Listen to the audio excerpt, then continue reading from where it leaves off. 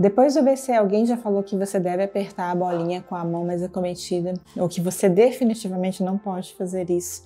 Então, eu vou falar sobre isso hoje, contar alguns casos que você pode aplicar ou não de forma diferente. Se você tem a mão muito flácida, muito caída, ou se você tem a mão muito fechada ou espástica. Eu vou falar desses dois casos. Fique aí para você entender um pouquinho dessa polêmica aí da bolinha.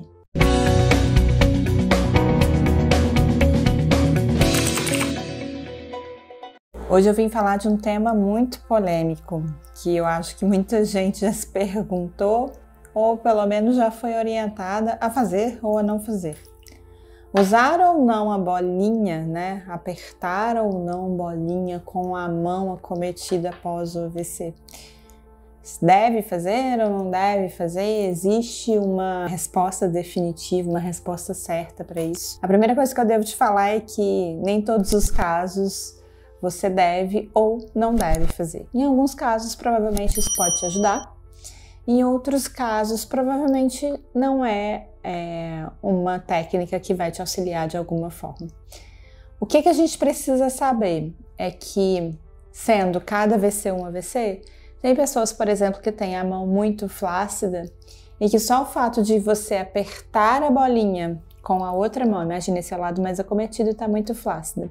Então eu vou apertar a bolinha com a outra mão, ou então tentar fechar com a outra mão, mesmo com a ajuda da mão flácida na bolinha, vai ser um bom resultado se você conseguir manter essa bolinha na mão, uma vez que a mão fica sempre aberta. Então esse pode ser um objetivo, sim. Você vai conseguindo aos poucos, primeiro com assistência da outra mão, depois, à medida que vai conseguindo ativação, sem essa assistência. A grande pergunta é se o fato de apertar a bolinha não pode aumentar, né, exacerbar, piorar o tônus flexor, né? O tônus flexor acomete muito o paciente pós-AVC nas mãos, e é aquele tônus onde você mantém a mão muito dura e não consegue abrir a mão, faz força para tentar abrir, a mão fecha ainda mais. É um aumento do tônus muscular anormal que não é muito controlado pelo próprio paciente, né? É um pouco involuntário. E óbvio que a gente controlar, né, esse tônus, tentar chegar mais próximo do padrão de normalidade possível, porque um tônus muito alto não é legal. E aí, será que a bolinha vai aumentar esse tônus? Na verdade, a bolinha pode incentivar a ativação voluntária, né? Então, se você está fazendo voluntariamente, você consegue apertar essa bola, porque você pensou em apertar e mandou o comando para sua mão apertar e ela respondeu a esse comando, então pode ser que não seja uma alteração, um aumento do tônus, e sim uma ação voluntária. E quanto mais força você tiver, quanto mais ação voluntária, mais força você vai ter na mão. Quanto mais força você tiver na mão, provavelmente o tônus vai se normalizar mais rápido, vai abaixar mais rápido e vai parear ali o tônus que a gente diz que é normal, né, que todo mundo tem. Então, agora você já tem o tônus muito alto e aí você vê que você entra com tônus ainda mais alto, involuntariamente, sem você pensar, sem controle. Então, realmente não é o caso de você apertar a bolinha. Você tem que entender o porquê que você está fazendo aquilo. Então, você quer ganhar força de mão? Por que não apertar a bolinha?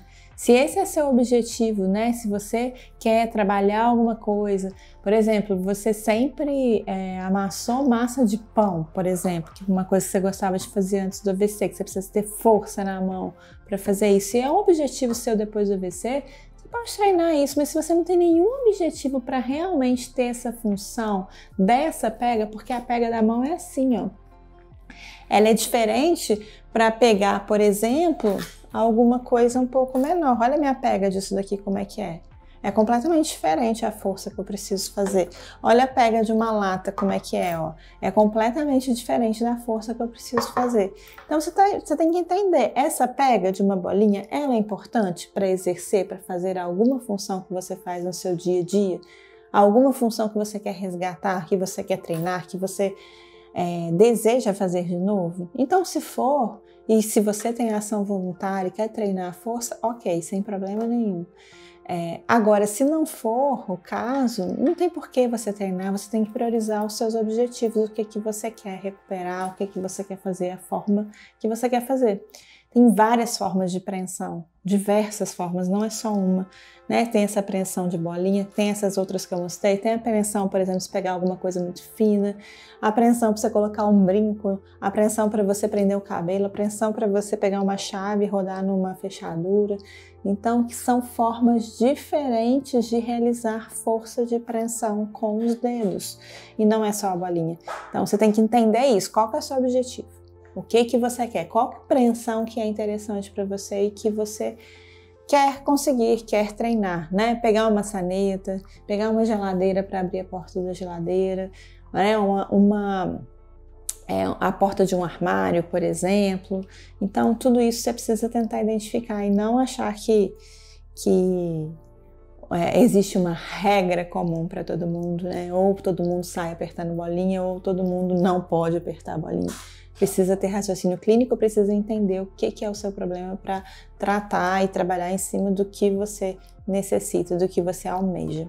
Se você quer saber mais sobre esse assunto, clique no link de descrição desse vídeo aqui de baixo para acessar a aula grátis do Desvendando Meu AVC, o meu curso para pessoas que tiveram AVC e seus familiares.